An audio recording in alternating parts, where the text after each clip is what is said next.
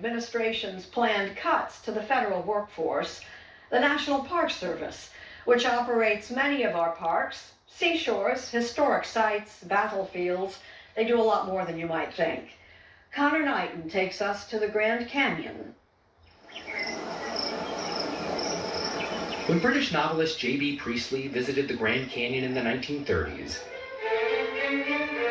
he described it as all Beethoven's 9 symphonies in stone and magic light. If I were an American, he wrote, I should make my remembrance of it the final test of men, art, and policies. Every member or officer of the federal government ought to remind himself with triumphant pride that he's on the staff of the Grand Canyon.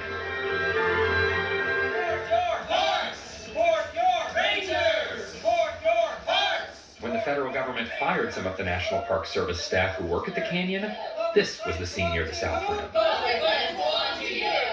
In February, as part of the Trump administration's efforts to shrink the size of the federal workforce, approximately 1,000 employees were laid off across the Park Service. In the weeks since, there have been protests at hundreds of Park Service sites, from Acadia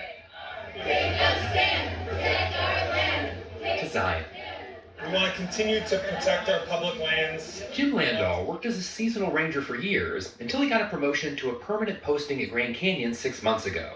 Then came the termination email stating that we lack the necessary skills, qualifications, fitness to perform this job. And I didn't take that personally at all because I knew that was a lie. I knew that was false. Whoever wrote that letter wasn't hiking with me down into the canyon in 100-degree heat to do our job.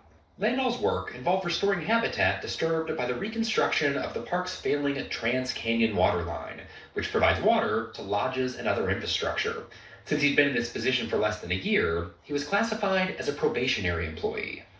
I spent pretty much every dime to move here. Archaeologist Leah Gallo had only been working on the project for 2 weeks when she was let go. The project is a critical infrastructure project for Grand Canyon, and without it, there would be pretty much no Grand Canyon.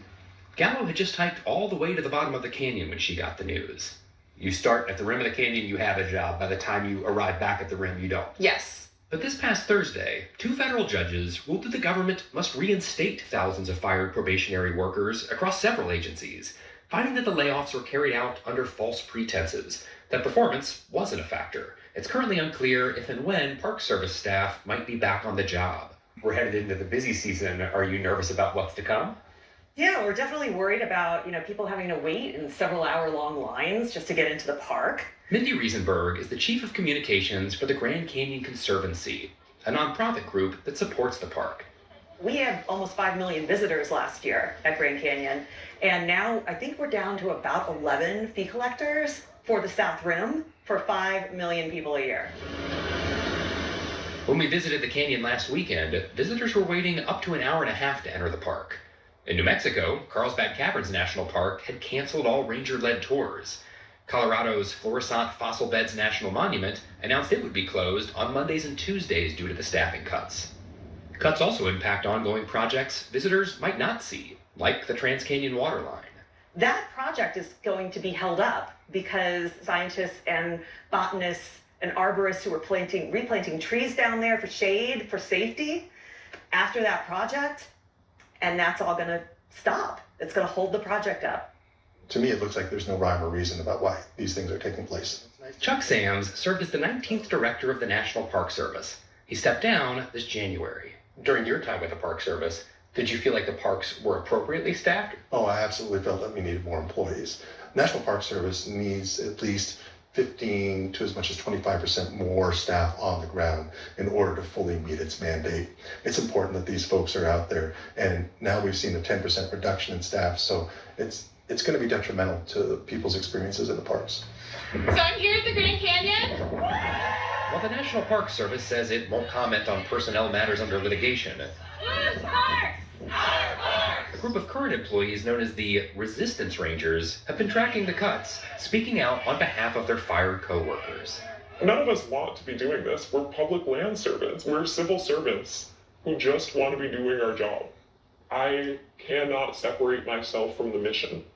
I am doing this for the love of public lands. I'm doing this for my nieces and nephews. I'm doing this for the people to come in 150 years.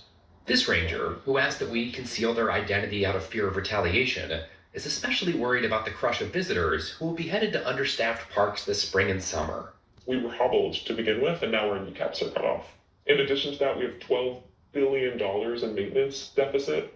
Like every single national park you ask me about that I've been to, I can point out 6 or 7 high priority products that need to happen in order to protect the integrity of that place. We just had our highest visitation year ever in history. 331 million people went to parks last year.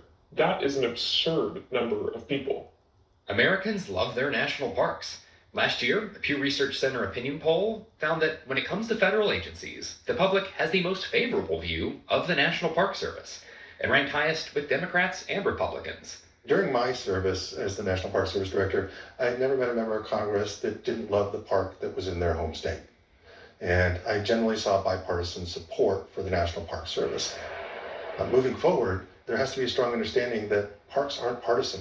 The flora and fauna, the natural and cultural resources inside of the park don't belong to any political party. Fire training specialist Linda Jones joined the Park Service to serve her country. Both my parents are veterans. They served in the military, and they instilled in me the importance of public service. While Thursday's rulings have reinstated her position at Glen Canyon National Recreation Area, at least temporarily, the Trump administration has appealed. A larger reduction in force is still possible, which leaves park staff like Jones dealing with an uncertain future, worried about what's to come. This is the story of America. The story of the people who live here. And it doesn't matter your background or where you're from. These places belong to all of us. And they really are America's best idea.